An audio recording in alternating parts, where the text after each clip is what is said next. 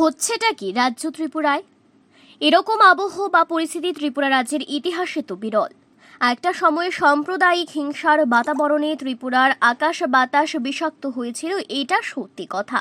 কিন্তু কখনোই ধর্মের নামে, জাতের নামে ত্রিপুরা রাজ্যে অবিশ্বাসের বাতাবরণ ততটা দানা বাঁধেনি বা বাঁধতে পারেনি। তবে এখন কেন হচ্ছে?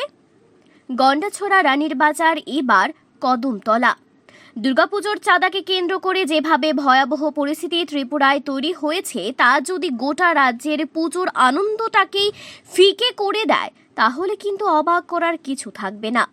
এখন প্রশ্ন হচ্ছে, সুশাসনের রাজ্যে ত্রিপুরাতে বারবার ধর্মের নামে এই বিধর্মী আচরণ কেন? ত্রিপুরার ঐতিহ্য তো ছিল দুর্গাপুজোয় হিন্দু মুসলমান একসাথে আনন্দে মেতে ওঠে। রাজ্যের ইতিহাস তো ছিল ঈদের সময় হিন্দু মুসলমান পারস্পরিক সৌহার্দ্য বিনিময় করে।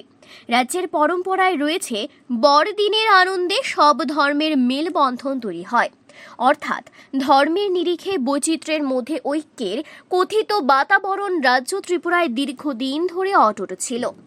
হঠাৎ করে বিজেপি শাসিত ত্রিপুরা রাজ্যে এভাবে ধর্মের নামে বিভাজন তৈরির কৌশল বা ধর্ম নিয়ে মারামারি, হানাহানি, প্রাণহানি, পুলিশের গুলি নিক্ষেপ, কাঁদানে গ্যাস ছোড়া ইত্যাদি কিন্তু রাজ্য ত্রিপুরার ভবিষ্যতের পরিপ্রেক্ষিতে অত্যন্ত আতঙ্কের।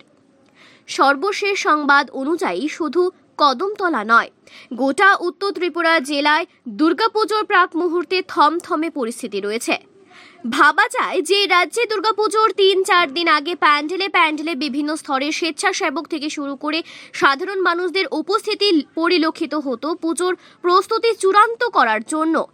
এবার সেই প্যান্ডেলে প্যান্ডেলে পুলিশ ছয়লাভ। এই হচ্ছে পরিবর্তিত ত্রিপুরা, এই হচ্ছে আধুনিক ত্রিপুরা, এই হচ্ছে উন্নত সুশাসিত ত্রিপুরা। তবে এমনটা কাম্য নয়। সংবাদ মাধ্যম হিসেবে আমরা চাই রাজ্যটা প্রকৃত অর্থে এমন একটা সুশাসনের কাঠামোতে গড়ে উঠুক বা পরিচালিত হোক, যেখানে ধর্মের নামে হানাহানি, ধর্মের নামে বিভাজন, ধর্মের নামে মারামারি বন্ধ হবে। যদি এক্ষেত্রে বড়সড় পরিবর্তন করতে হয়, তাহলে রাজ্যবাসী সেই পরিবর্তনে এগিয়ে আসুক। সার্বিক স্বার্থে আহ্বান আমাদের।